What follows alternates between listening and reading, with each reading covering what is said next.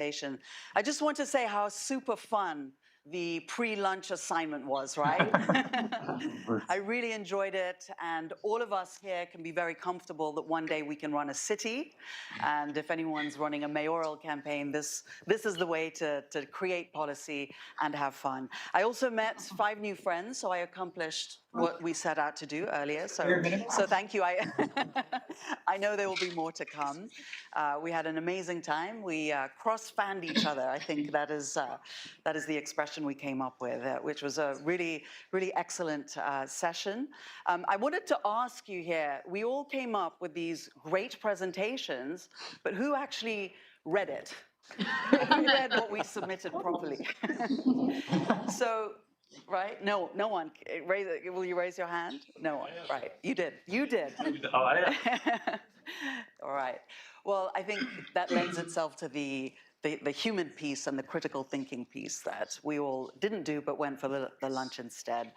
I also just wanted to take a moment to express appreciation for the organizers for really considering the Africa presence in this conference. Oftentimes we go to many conferences and it's a very minimal presence, and often Africans are just speaking on behalf of the whole continent, and there's a minimal presence there. So thank you very much to the organizers for being so conscious of the diversity of 54 countries on the continent, represented mostly by Kenya here, which I'm very happy to say in Kiswahili, karibuni. The Nigerians are not here. They're here.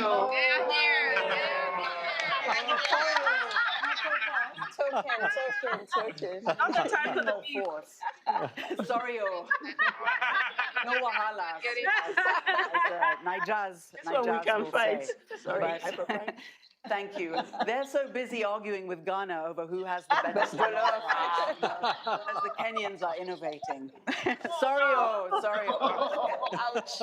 They do have, Nigeria has an excellent expression where they say in Pidgin, no day carry last. Yes, And so we say Africa, no day carry last, which means we are not going to lose. We will not be last. And I think contextually, in the conversation we heard this morning and in all the conversations we're having now, it's really very clear that Africa wants to solve its own problems through its own talent and its own products, particularly in an AI world.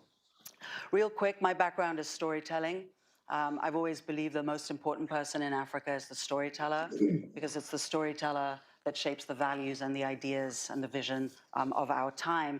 And I think it's really important that we always seek to highlight the stories of successes in AI and the products that we're building in emerging markets, because that amplifies stories to each other and encourages the kind of investment that the multiple countries on the continent and beyond need. And it also helps to critically shift narratives. So thank you for this opportunity and for this conversation.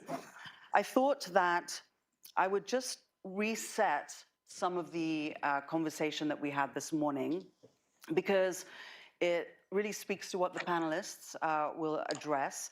And it also highlights issues not just in Africa, but in all emerging markets.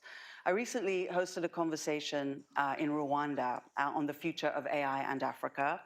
And some of the themes that we'll address here and that were raised were the following. And I just thought it would be helpful to share it here in the spirit of framing this conversation. So, AI trained on data in the global north is not as effective for emerging markets. We established there's a huge language gap and a massive bias in AI systems and an immense lack of diversity. What was interesting with the data conversation earlier was that only 2% of African data actually gets processed on the continent. The rest of the data is processed elsewhere and then sold back to Africa at premium prices. So that directly impacts who controls and who profits from AI innovation. Another point that was really interesting that I hope the panelists address also is that government data in many countries on the continent is very siloed. So the Ministry of Finance will, keep their data. The Ministry of Agriculture hangs on to its data, and there's not a lot of sharing across the board. So that prevents effective implementation of AI across various sectors. Some of the solutions that we talked about, again, to reinforce some of the earlier context, was we need to see sustained investment in data infrastructure, in upskilling programs, as well as incentives for local innovators to address Africa-specific and what we're all calling hyper-local challenges. Building a talent pipeline, building small language models, which I think is what we were almost getting to this morning, was critical. And what we did touch on was community-centered approaches to data collection with a very strong and important ethical consideration and language and diversity nuance. So with that, in today's conversation, I would really like us to focus on how innovators are adapting technology to each of your local contexts, and whether market inefficiencies, consumer needs, or inclusive growth are issues that you have overcome. Regulatory hurdles are important for us to discuss, financial and infrastructural hurdles, and what opportunities they may ultimately create in coming up with some distinctive solutions, and the strategies too on business deploying AI responsibly. So with that, it's really my pleasure to introduce our distinguished panel. His Excellency Ahmed Al Suwayan, the Governor of the Digital Government Authority in Saudi Arabia, Paula Belizia, Vice President of AWS and the President for Latin America, Jalal Sharaf, my pilot at lunch. I was the timekeeper. That was the role I decided to take. The Chief Digital Officer at the University Mohammed VI Polytechnic in Morocco, Rebecca Enon-Chong, the founder and CEO of Appstech. I've admired you for so many years with the incredible work that you have done over the years for our continent. And Gustav Preekrecht, founder of Turn.io, a conversational platform for social impact. So thanks to all of you for joining us here today. Rebecca, let me start with you then. What do you see as some of the most exciting opportunities emerging on the continent? As far as AI is concerned, what's beautiful about it, it's pretty simple technology to adopt. And so getting skilled up on AI is relatively easy to do and inexpensive to do. And so I think that is a huge opportunity. Anytime it's low-hanging fruit, it makes it a great opportunity. And I think I'm also an AI optimist. I really believe that it will help us get to, at least in technology, and I'm one of those that thinks that AI isn't going to revolutionize every single sector in Africa, but it will create jobs, it will create prosperity, especially in our sector, and that we can start innovating in Africa for the world. It's not just that Africa will be able to build solutions for the community, and I think it limits what we're capable of. We are capable of building for the world from Africa. And I know, there have been some issues, and I'm sure we'll get into it, about some of the challenges around that. But the thing is that we are developing solutions that are great for the world, and we're developing them with African talent. Jalal, tell us about some of the solutions that you've developed at the university, and just kind of walk us through the practical way you built it and what you've implemented. Sure. We actually took AI as a tool to solve problems that we had already before AI, before November 22. We were already using AI. As you know, it's not only generative AI, but today what we're doing is we're leapfrogging and finding solutions quickly. We're doing it in agriculture, for example, not only in Morocco, but in Africa, because we work with OCP Group that is present in 12 countries in Africa. We do it for energy, for example. Energy is a big thing in Morocco, as we're uniquely positioned, geographically speaking, to even actually develop green energy and even sell it to Europe and other countries in Africa. We're using it in education as we are, I would say, redefining the way education is done, but this is something that's done everywhere. So But just break that down a little bit for us. How are you education, for redefining example, it? yeah, for example, making a course now, we had a bottleneck. All the professors at the university, as we like to define ourselves, we're a research university. So most of the professors we have, they don't have much time to put into developing content and teaching it. So what AI allowed us to do is, through an AI course builder, to just take some content, just like we did before lunch, some of the content, and build content that is structured into modules, etc. We can use avatars so that we can take those professors and have them explain the course in videos. And we use also AI tutors that were discussed this morning. All of these things make it a truly new experience for learning. And we're touching upon what we heard this morning about the Nigeria experience, where students could learn the equivalent of 2 years in 6 weeks. I think 6 weeks, yes. That's what we're doing, and we're getting new results. Students love it because the experience in the classroom is different. Now we have discussions. Now we don't teach. We're all teachers and learners. But all the content is already there, and AI can facilitate it and put it to every person we have, customization at scale. And that's a big change. So it allows us now to create content that is local, that is, because, the key word in all of what we're saying is context. This technology has been made by these great companies in those big countries where they have a lot of money and resources. It's computation. Let's not forget that a lot of scientists knew about AI, but November 22, we just discovered that because now the cost of computation went down, now we can do a lot of calculations, thus generative AI. So today, what we have is the use of this technology, but we don't actually lose sight that despite all we can do to actually talk about building the tool, we talked about cloud, we're going to talk about it again. We talked about algorithms and everything. For us, the focus is in using the technologies, just like Rebecca said, to solve basic problems we have. We still have a lot of people who don't have access to education, others who don't have access to health. We need to solve basic problems where, the discussion is not the same. We're not having the same problems as Western countries.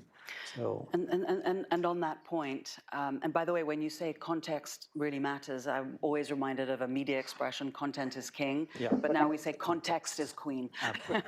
Okay. Your Excellency, in the context of Saudi Arabia, and what are some of the problems that you have solved in the products that you are building and delivering for the citizen services that you're engaged in? First of all, thank you for having me. I much appreciate being at Harvard again, and I much appreciate the great efforts that the organizers are doing. And I'm very happy actually to share the experience that we have been through. Whether it is in the deployment of technologies, digital transformation, or the pivot that we see today from the digital age to the intelligent age. We have always to remember that whenever it's about technology deployment, it is not an objective by itself. So the technology or the artificial intelligence as an implementation, it's not an objective. Nevertheless, it's a means, it's a way, it's a method to get into three main things. First, increasing productivity. Second, creating efficiency through reducing cost. Third is offering best experience to different type of beneficiaries, including the citizen, enterprises, and also the internal government operation. So it's a trap, not only in governments, but always in the private sector, that the technology project is becoming an objective by itself, where we consume a lot of budgets, a lot of resources, but we don't have a clarity and a clear vision of what we are trying to solve for. And this is actually the methodology that we always follow. whenever there is investment, whenever there is resources being allocated, what's the outcome? That's why I'm very happy to share some of the results that we are getting in different sectors within Saudi, including, for example, the virtual court. Today, we have an up and running virtual court in Saudi in which 95% of all of the hearings, they are all online. So we are not asking the citizen, neither the judges, to come to the court. And this is not something very good only to the Minister of Justice, but also Minister of Finance is very happy. Why he's very happy? Because Minister of Justice is not demanding anymore to build and construct more courts. So this is creating efficiency through reducing cost. Not only that, because of the digital transformation and because of the virtual court, we managed to reduce the average number of days from opening the case to issuing the resolution from 217 days only to 30 days. Is the resolution done with AI? Not yet, not yet. But actually, we are exploring today because it's not only the judge. We have always the judge and we have the clerk. So the clerk today, some of the tasks and workflows that the clerk is doing can be supported by AI. And I think this is very important insight. Whenever we think about AI or agentic AI replacing jobs, we have to look into the job taxonomy. We should not start always from the top, but we should start from the bottom. We have to break down the job profile, start with the tasks and workflows, but don't start with the full job profile. What are your thoughts on that, Paula? Well, first of all, I also want to thank for the invitation for me to be here back at Harvard again. I think all the comments here goes to one thing that is very critical for us at Amazon. I think that's public, and the way that we have been noticed about is we are obsessed about solving problems, real problems to the customers that we deal with every day in all parts of the world.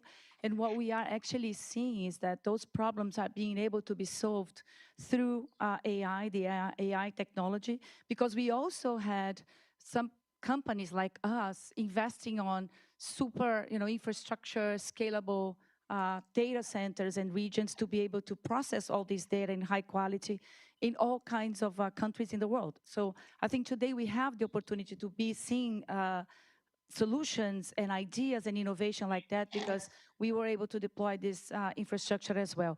More and more countries are asking us about the infrastructure to be deployed in country because of the data or digital sovereignty. However, we believe that the power of the highly scalable technology with what is demanded by the local regulators, or we need to continue to be connected to this infrastructure so that we gain the power of scale. We will continue to look at the investments to make that happen.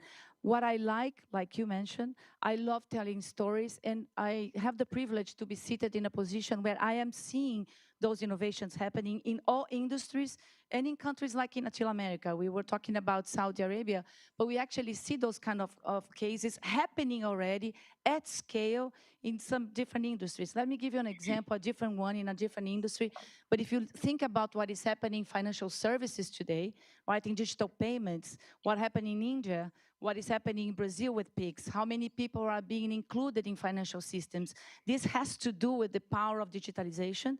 This has to do with this, large infrastructure technology that has been deployed across the globe, and has to do with the digital AI, the generative AI as well, because we are going to be able to build generative AI solutions on top of that to continue to bring good. So just in Brazil, 70 million people are using PIX based on cloud and Gen AI infrastructure, and this is projected to impact the GDP of Brazil by 1.8% by 2028. So we are talking about inputs that are going to provide outputs, are going to generate benefits for the populations across the globe. Just talk to us a little bit about the big announcement. Yeah, because you announced a $5 billion investment in Mexico to build a cloud infrastructure. Yes. So talk to us a little bit about that and the pieces that needed to come together to make it happen? That's a good point, because I was just mentioning that we have been building this infrastructure. We just announced a very large investment in Mexico right now in January, and it has to do with the way that we have been doing in all other countries. But in Mexico, $5 billion investment on this infrastructure alone. This is going to be, the projections are showing that $10 billion are going to be created in positive impact in the economy, and then supporting the creation of 7,000 jobs. Well, how this is possible? Because it's not only the infrastructure investment, but it's also an investment on creating the funds to generate innovation through the startups and the innovation hubs in the country. It's about education. So we committed to train, and we already trained more than 500,000 Mexican people to be able to use the tools and create the innovation in country. Like you said, Rebecca, not only from Mexico to Mexico, but from Mexico to other parts of the world, competing head-to-head with other development countries. Now it's possible. And then lastly is to invest on the communities, projects that will allow the communities to be engaged on that cycle of development. So I think it's the way that we like to think. It's about the impact in the country when we make those kind of investments. Some of the greatest impact on the continent in Africa has been through your work, Gustav. I remember during COVID-19, it was just amazing what you guys did. You reached something like 15 million people through your platform. Talk to us a little bit about how conversation-based AI platforms are being built by yourself and your team to reach vulnerable people. Yeah. And also, great to be here. There's also so many colleagues and partners in the audience. And Paul and I just realized that we worked with AWS during COVID to build a WhatsApp bot that scaled to 15 million users. And I think what excites me about this is it comes back to this idea of a real need for end user. COVID is such a why do so many of our innovations scale come during times of crisis? I think Red was saying, we don't need another pandemic to get us to use AI. But what was really interesting in COVID is we've already had a revolution like AI, and the revolution has been mobile phones. How many I don't think there's anybody, a person here, but I'm getting older. I remember days when there weren't phones. I remember the first time I walked around. There you go. I remember the first time I walked around and said, "Hey, I'm outside. I'm making a call." And the interesting thing about mobile phones is that the revolution really came in emerging markets, in our markets, in Brazil and South Africa and Nigeria and India. So we've already seen, and in a very short period of time, like a decade or two. And so what's interesting for me is that a real need. We had users that needed to know what is going on, where they can get vaccinated. Obviously, in Africa, we got vaccine way later, but we could provide information within, I think within 2 or 3 weeks from knowing this, we had WhatsApp lines up and running in 15 countries. And when I say us, there's the governments that set that up. It was the technology parts that support that. But these were in emerging markets. So it was emerging markets, South Africa, Kenya, India, Brazil, that launched WhatsApp lines first. And I think that for me is inspiring, because I think the same thing's going to happen with AI. As long as we build things that fulfill a fundamental human need, and we look at how people are already utilizing their mobile phones, the kind of questions they're asking, then we can build services that will scale to tens of millions of users. By the way, it was really interesting, the WHO line actually had 10 million users in 24 hours. And it's also the largest hosting bill I ever paid. That's why we need to provide co-investment and funds. And I'm glad I commented on that before. How much does she owe you? Creditable, I must say. Oh. I wanted to talk a little bit, Rebecca, with you about continent. In Africa, a lot of companies approach it as a homogeneous market, essentially. For companies, AI companies wanting to come into the African market, what would be your counsel on some of the key things that people need to be thinking about? So especially the differences between Anglophone and Francophone countries. For instance, there is the way the legal system is and the business law works is completely different, right? So in countries like Nigeria, Kenya, you're using common law. And then you have 17 African countries that are using what's called OHADA law, which is a business law that is across 17 different countries that, and they have a common court at the end in Abidjan. I know there's a minister from Abidjan somewhere in here. And there's a common court. And it's completely different way of approaching the way you develop a contract, the way you analyze. And so you really have to understand that there will be differences. Because a lot of times, for instance, when people want to establish a subsidiary in a country, their first thought is to go hire a lawyer in that country.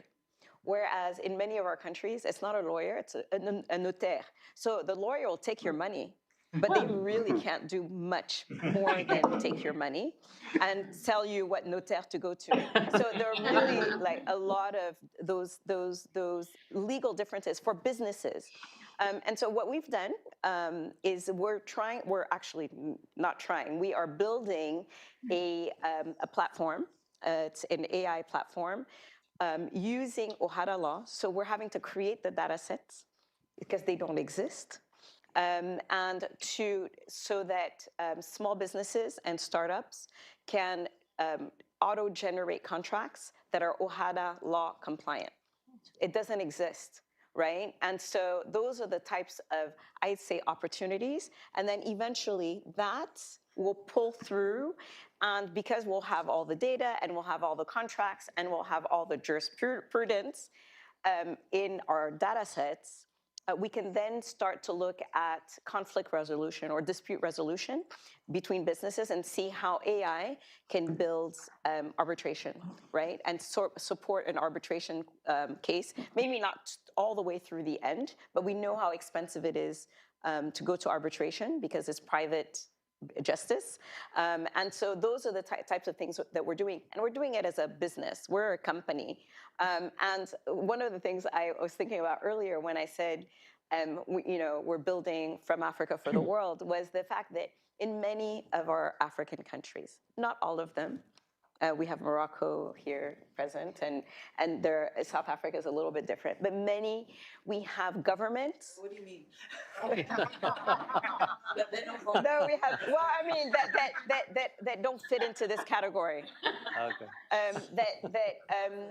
Where our governments are very hostile to technology, very hostile. Like they want to shut down the internet any minute that, and so they think about the internet equals social media equals revolution.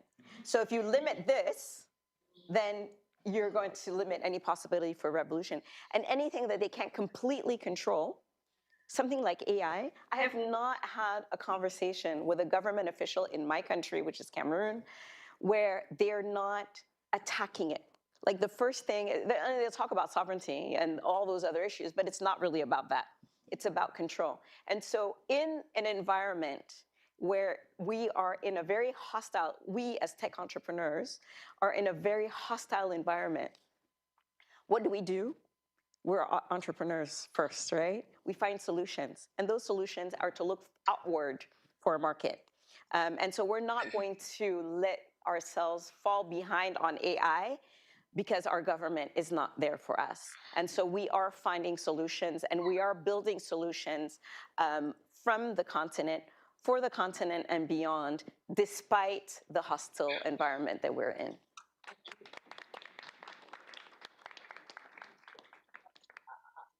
When I was in Rwanda, there were 3 elements that were highlighted as the biggest 3 challenges for African entrepreneurs, in addition to what you've said.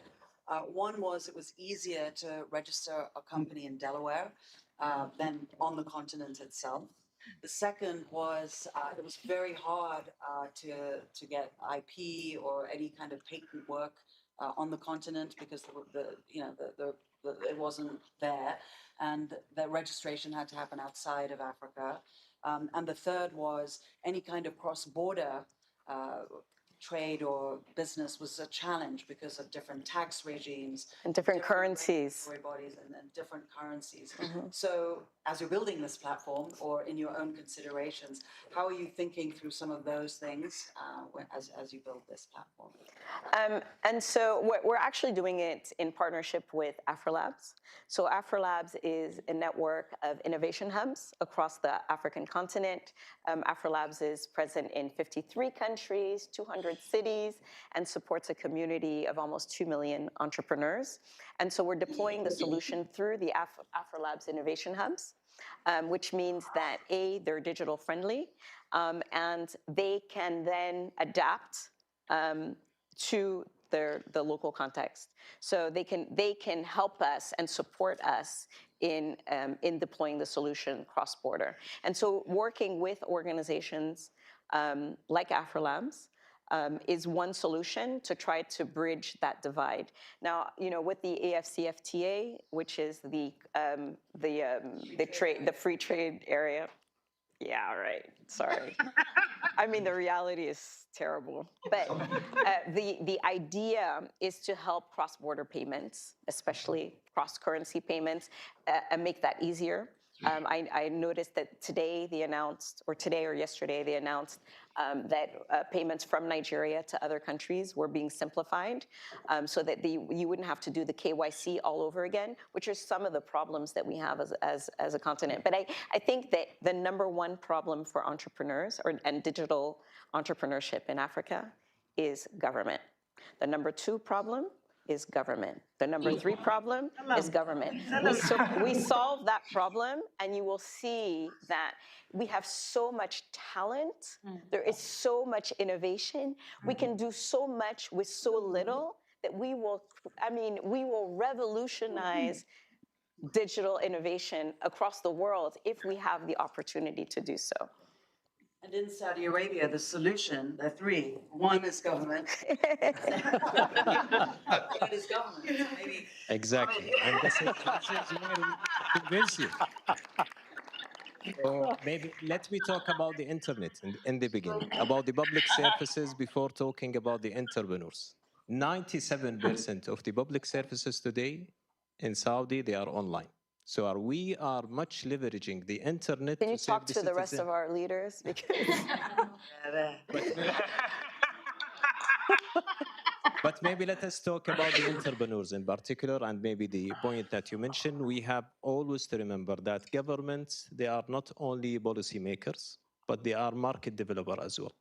So it's not only to make the policies and the regulation, but we have to look into the market, how we make it more investment friendly, how we can make actually all the signals to the entrepreneurs and all different investors to come and do great things.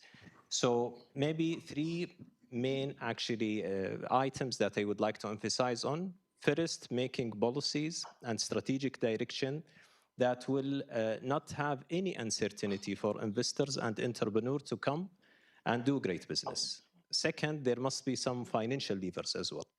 So all the entrepreneurs, they are always in a need of having loans, having subsidies, having all the support that they need to grow and do in the business actually in the right way.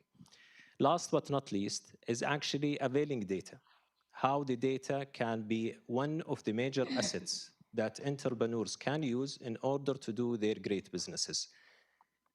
Availing data is actually a process, a longer process that any government has to do. So first of all, there must be a production of data, producing data, and this cannot be done without digital platforms.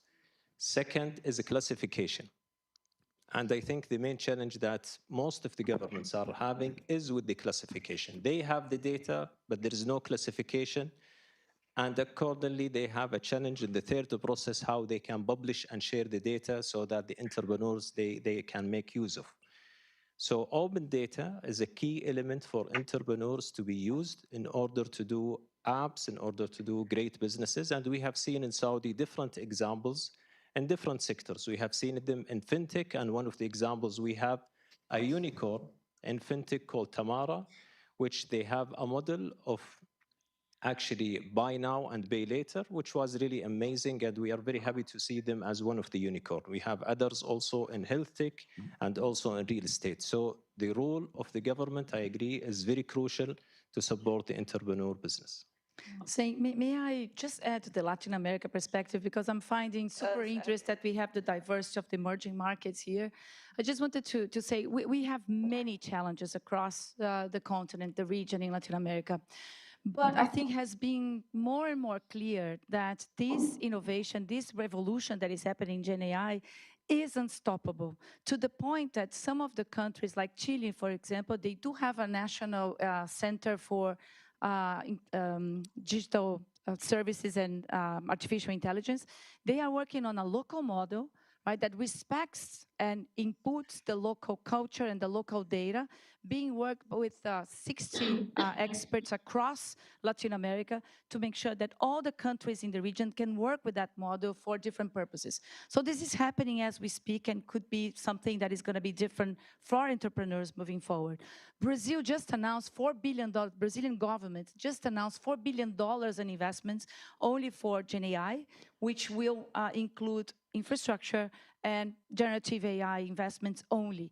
That's gonna, our hope, right? The projection is that this is gonna activate a lot of the funds, a lot of the innovation through startups, a lot of the academia as well. So what we are seeing in Latin America is that when all parts of society come together, right? Government, private sector, academia, everybody coming together with the purpose of solving that, you start to see the seeds of what can be the right purpose moving forward. So I'm positive. Lots of challenges. I'm not going to talk about the challenges in this answer, but I'm starting to see some of the seeds proving the progress that we want to see through Gen AI. Great. On the data side, I think it's easy to get hung up on cross-border because we always want regulatory frameworks, which I agree with. And we were saying if we're going to wait for a Pan-African regulatory framework for data sharing, I already have no hair left, so I don't know what I'll be there by the time that happens. So in the meantime, we have to tech services, and so there's cross-border for sure, and we need ways to share data.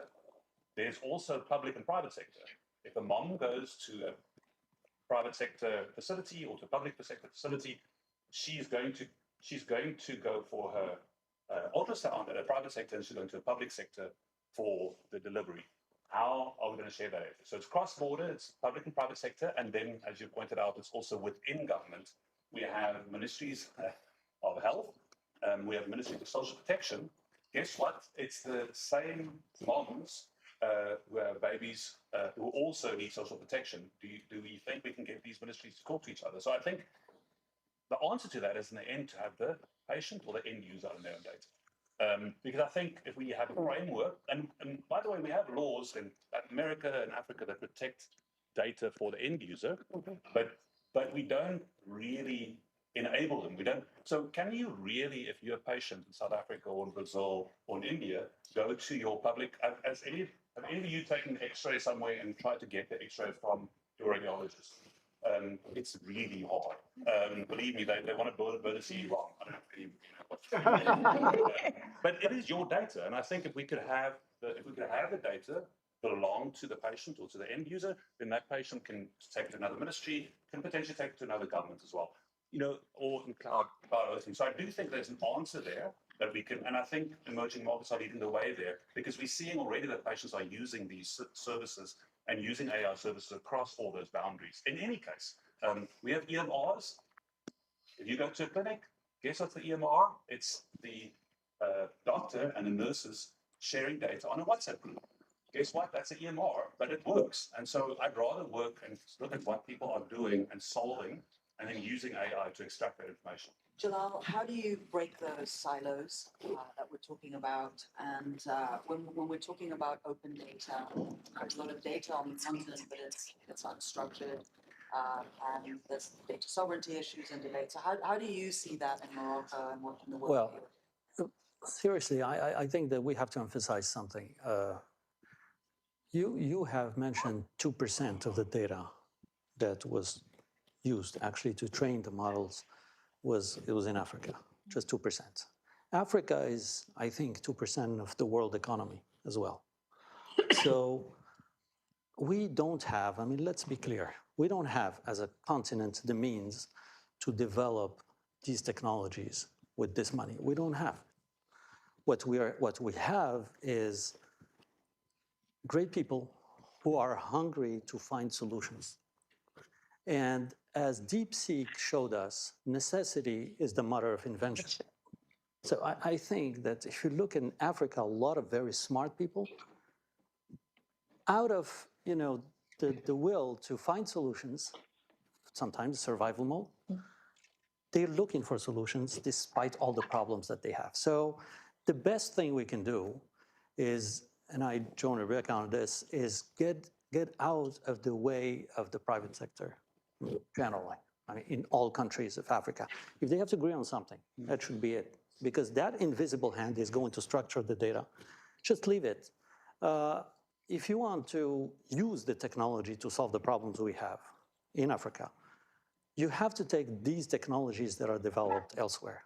And I don't know about Amazon, for example. How many regional clouds of Amazon do you have in Africa? We have one in South Africa, has been operating since 7 years ago. We just announced $1.5 billion to expand that, and this is going to serve the entire continent. More to come for sure, but this is what we have announced. So Amazon has one in Africa. Sava just made a deal with NVIDIA Announcement, we don't have it yet. All right, so you asked me about the data, but why is it a problem? Because today, I think that we're missing something as humans, humanity, as the world, as the planet. Look at what's happening. Wars, more countries shutting down, walls, more walls between countries. And of course, when we have systems that are working, we have health, as a country, we have to protect ourselves. So if there is a government, a foreign government, that wakes up in the morning and says, stop everything for that country, what do? I think that we need solutions for this, but we cannot afford to recreate what all those rich countries did. So I think that we have to come together as humans, as humanity, and try to calm down, right? And say, what can we do to solve problems altogether for everybody? Instead of, over-regulating. I mean, they say the US innovates when Europe regulates. In Morocco, where we don't know exactly what to do, we look at India, for example. India, that's the third way. They're using the cloud, but not for everything, et cetera. They found a new way to make digital work for 1.6 billion people. This is what we need. That's real inclusion. And they're really solving problems. In India, even as a poor person, you can go to the airport and just, in 5 minutes because they recognize you, they know if you have the ticket, you have the visa and all that stuff. All these things are copyable around the world. We can duplicate them easily, but we're finding, wrong discussions, and we're talking about things as if we were rich people. We're not, we're emerging countries. We need solutions to real problems that we live. So I think if there is a discussion we can have all seriously together is to say, hey, rich countries, can you help a little bit by stopping that, I would say, violence? When you start saying, no, don't give to this country, don't give to that country. Come on, if we don't have this technology made by Amazon, Google, Microsoft and all, we can't. And when I hear people say, let's do investments, I don't know, about Emirates and Saudi Arabia and all those countries, they invested a lot. And so much of that investment is something I really don't understand, but a lot of that investment went to the US. So I'm asking the question, what are we as Africans want? Do we want to solve problems, or do we want to recreate technology that we don't have the means for? If we ask rich countries for that help, then we give our data to those countries that then repackage that data and sell it back to us. Well, it's funny. Premium, yeah. Which is it's funny. kind of a... It's funny. I always tell this. When you go to a Moroccan ministry, they would say, no, our data is, it has to be secure. You have to pay attention. No cloud, please. And at the end of the meeting, They'll give you a business card and it say, let me write my email. And their email is at gmail.com. Wait a second, this is Gmail. Say, yeah, because it works better than the other. Everybody's on Facebook. Our phones, Instagram listens to us all the day. I mean, we already gave our data away. Whole dose of reality. I want to actually, if you don't mind, I want to open up for questions from the audience, and then we can leave in that point. Would anyone like to ask our panelists a question? We have mic runners. No one? Okay, we can start with the woman with the blue T-shirt and white. Yeah, just if you say your name and your affiliation. Okay. If you can stand up. Oh, okay. Thank you. Okay. So I'm Marcel, Cameroon, and I'm a student. Yes, Rebecca, I'm from Cameroon, and I'm a student at the Kennedy School. And after having had an experience in international development and then also working on AI as a computer scientist, so many of the things I see is that the transformation just from ideas to opportunities, because that is a narrative that is not very well supported, at least at the academic level, because everything I think about now is, okay, students, maybe we know about AI, but what are we really doing to empower just the general public and the general citizens? I heard about a lot of the great initiatives you're doing. So for me, it's like, if you have to talk to a young person, what would you recommend starting from? Because there are so many barriers that you listed so well. There are opportunities, many things happening, but sometimes just, bridging that gap and creating, connecting to that real community or ecosystem is usually not easy. So what would you recommend? Where do we start from? Thank you. Rebecca? Go ahead. Okay. And anyone else who wants to weigh in on? Okay, so, again, because we're working outside government, I think private sector can play a great role in this. I know that in our company, we take a lot of interns and we train them on AI, and we've been doing that for 7 years. So before ChatGPT, we were already training young people on AI. And what we find is that those young people train other young people. And so it's giving them the resources to learn and encouraging them to share that learning with their communities. And so that's one thing we've done. We've also done something else, which is called a digital caravan. So one of our tech hubs, the one that I co-founded, is called Active Spaces. And what we've done is that we've taken a huge container, a 40-foot container. We've equipped it with everything tech, like 3D printers, virtual reality, and then laptops so that people can learn. And then we go into very rural communities, like nowhere, like very far out, and we stay 3 weeks to a month, and we hold training for young people, right? For sometimes as young as 10 years old. And then they get a certificate at the end. And what our hope is that this inspires them to continue a career in tech, or develops their interest in technologies. And so I think there are lots of solutions that everybody can contribute to while we wait for our governments to catch up. We can take a few questions, short questions, and a few short answers before we run out of time. May I ask someone else if they have a question for the panel? Maybe the woman at the back, right at the back on this side. And our panelists, if you could just keep your answers a little tighter. And Paul, I know you. Yeah, I also just wanted to compliment, but I do that in the end, no problem. All right. Hi, I'm Aditi. I'm a PhD student at the Kennedy School in Public Policy. This past semester was my first time engaging in teaching, and I feel like how we teach we've been thinking a lot in universities about how to adapt teaching, whether it's teaching policy, school students, whether it's teaching undergraduates. So what are your thoughts as people who ultimately receive the skill we develop at universities? How should we change our teaching in universities? What kind of skills should we be equipping students with? Think about graduate school, think about undergrads. Your pick. Jalal? Critical thinking. That's what we should teach. I think during the exercise we saw that you asked the question, did anybody read actually their own presentation? With Gen AI, you can do a lot of the things that are cognitive, the thinking process. So I think that what we have to teach most and foremost as we advance is really the capacity of students and to understand the technology and use it, because the future is about human AI collaboration. I mean, we're living, I think, the last days where we're only between humans, because in the following weeks and months, we're going to start seeing robots and agents with us. It's already the case.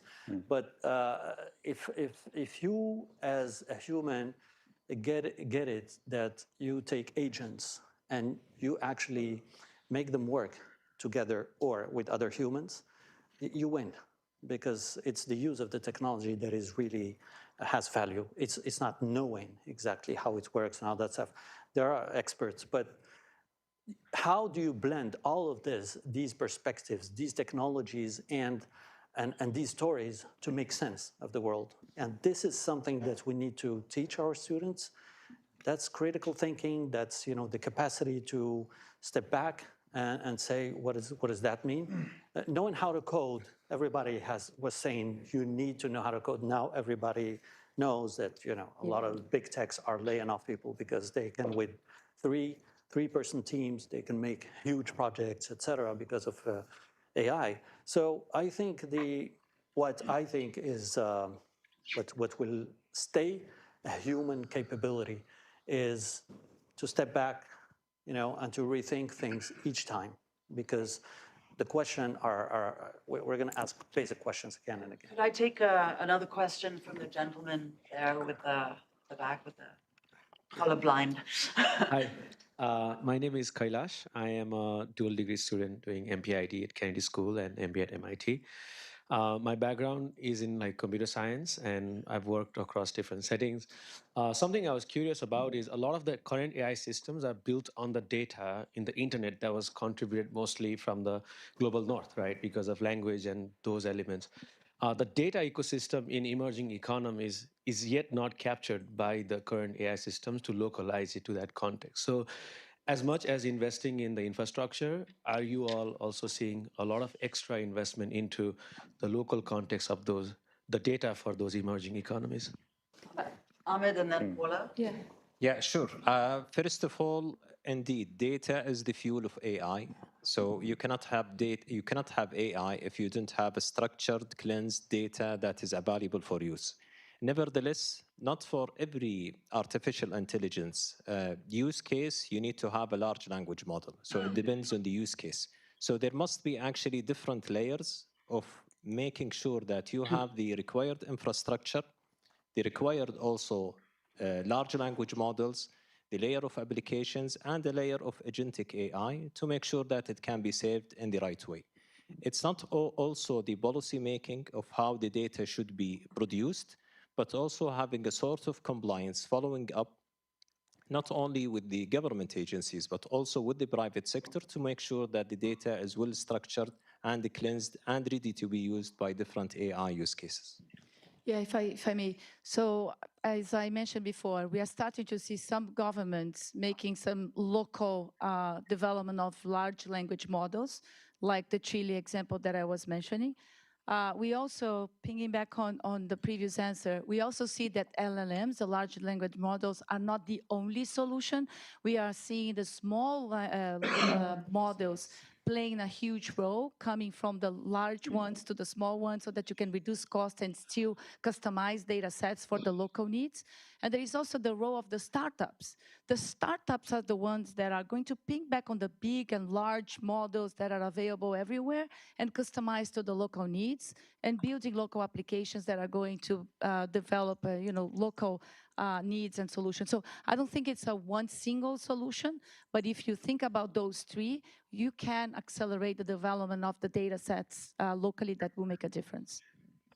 Can I take another question? Anyone?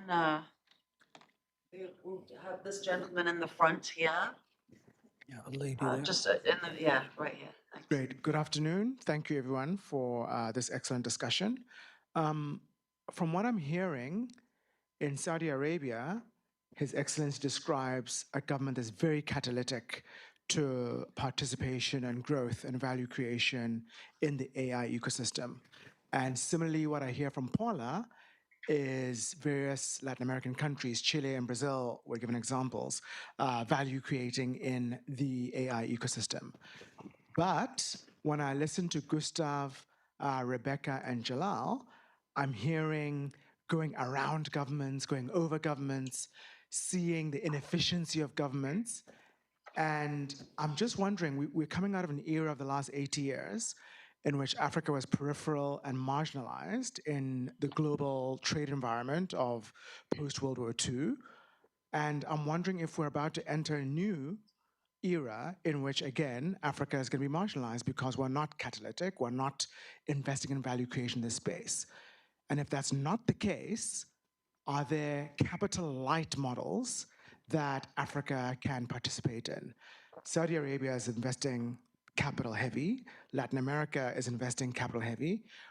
What models can Africa pursue to still be relevant and not be marginalized like in the post-World War II era? Thank you. Gustav? What a great question. So firstly, I actually think there's an incredibly important role for government. We're never going to build universal health systems. We're never going to have a safety net if we don't have government participating. We'll have maybe half or 30%, or like if we're really lucky, 50% of healthcare or education being delivered by private sector innovation, but we will always need the safety net. So I think it's incredibly important, and I don't think we should be going around our governments to do that. I think they need to lead, and I think African governments are my experience hasn't been negative with government. If you build something, governments, ministers have, they have goals to achieve. And if you help them achieve those goals and in public-private partnerships, then they're very happy with that. Mom Connects, a maternal health service that's grown to universal scale in South Africa. On the other side, we need, like you said, I like that word, capital light. We need to break down the barriers for entrepreneurs. To that lady's question and to yours, I think what we should be teaching young people is to start building. There's a graduate from here, Abdul Hamid Haidar, from MIT, sorry, who built a math system. He was a graduate. It's AI powered, and it's now the national system in Jordan. And he built it in Arabic. It's a math tutor system, and he built that while he was a graduate student. Now, he just started building. His entire nonprofit is now maybe 12 people. So I think the opportunity is on both sides. We need the deep technology and the support from governments. We need an environment that makes it easy to create things, but we also need an army of entrepreneurs and startups, like you said, to go and build these new, interesting things that are high risk. That we can't expect our governments to take those high-risk paths. Yeah, so basically, maybe to add to what Gustav, the government is actually a main beneficiary also from this investment. So we need really to have the right structure and the right layout of the way how we take it. So government, by making investment, they will be getting return. And maybe let me share with you an example of very basic services in Saudi that we use this investment through the digital infrastructure and digital platforms, which is the issuance and renewal of basic documents, like the driving licenses, national IDs, also passports. So basically, compared with 4 hours waiting time, once it was manual, where the citizen has to come to the government department at least 2 times in order to get the document, today it's fully digital, and it's only within 1 minute with 3 or 4 clicks. It's so easy, it is much better for the government, and not only for the citizen. So in the government, we saved more than 160 million trips annually only by making this online, and the saving of more than 23 billion Saudi riyal annually only by making it online. So I think to have the right actually appetite for this, government is a beneficiary. We are getting a value from this. I'd like to take a couple more questions before we close out. There were some hands on this side. This gentleman in the front. Hi, I'm Hamza Chaudhry. I'm a PhD student in engineering, studying applied math, and I'm very interested in starting companies in artificial intelligence. In the United States, the main thing that we have is risk capital infrastructure, such as venture capital or private equity. I'm very curious as to how the risk capital infrastructure in emerging economies works, and how you can improve it to attract foreign talent to go there as well.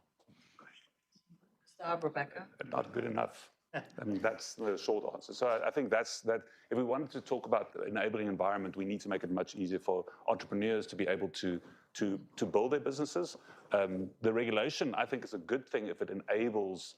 It's an interesting thing, like regulation and then the funding. Regulation actually makes it easy to plan. If you're an entrepreneur, like if you started something, you want to span it across India, it's easy. There's one set of regulations. In Africa, I can't even tell you which countries what all the health regulations are.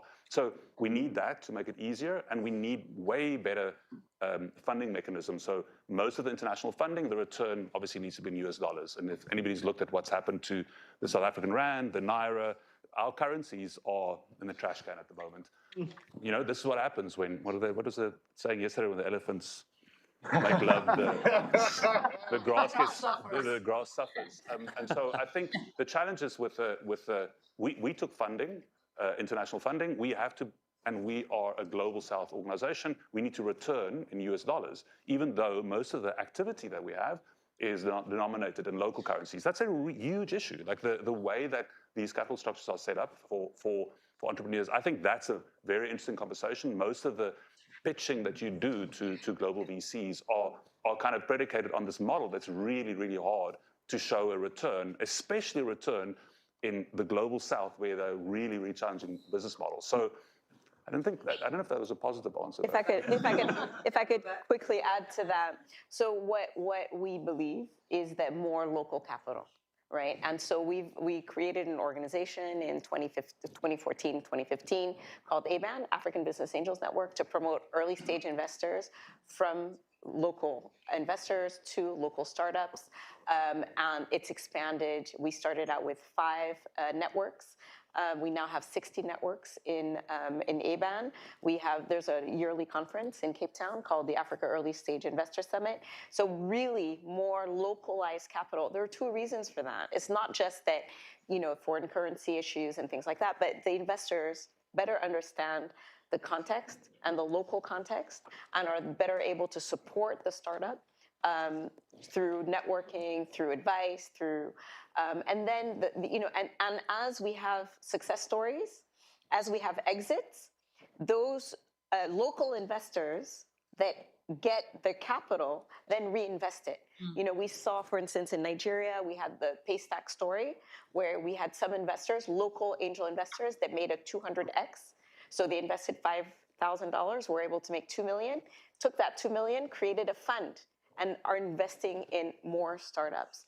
And so I think it's really important to have local investors and then be able to take that wealth that's created and reinvest it on the continent. Do you guys mind if I put my 2 cents into that? That's okay. Also, a lot of Africa's informal sector and young people with a lot of talent can't easily go to a bank and get a loan or have the right documents or the PowerPoint to get the kind of money or investment that they need. So the informal sector piece is important. It's not that we don't have a shortage of talent. It's just that there's a financing ecosystem that is very challenging for a lot of young people in the informal sector. If you go to a bank and you want to start a business and you get a loan, just the interest rates and like that kills you. And a startup entrepreneur finds it virtually impossible to succeed in that ecosystem. And I just wanted to add, look at the big companies. If you are looking to Gen AI-based business, I think companies like AWS, Amazon, and others might have specific programs because there is interest and spread innovation based on Gen AI across all parts of the world. So look into that. I think it could be a good sourcing and we could help. Can I add something? Yeah, please add something. Just very, very quickly. At GEM6P, our signature is empowering minds. So what we did, we made a lot of investments. When people visit us, they say, whoa, this is crazy. We put a lot of money and investments, infrastructure, et cetera. Why? Just to allow somebody, a young person from Africa, we have a lot of people coming from Africa, find the solution.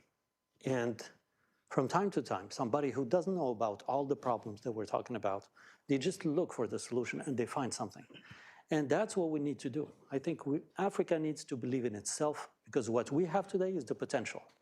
Other than that, I think we have to build the rest. Right.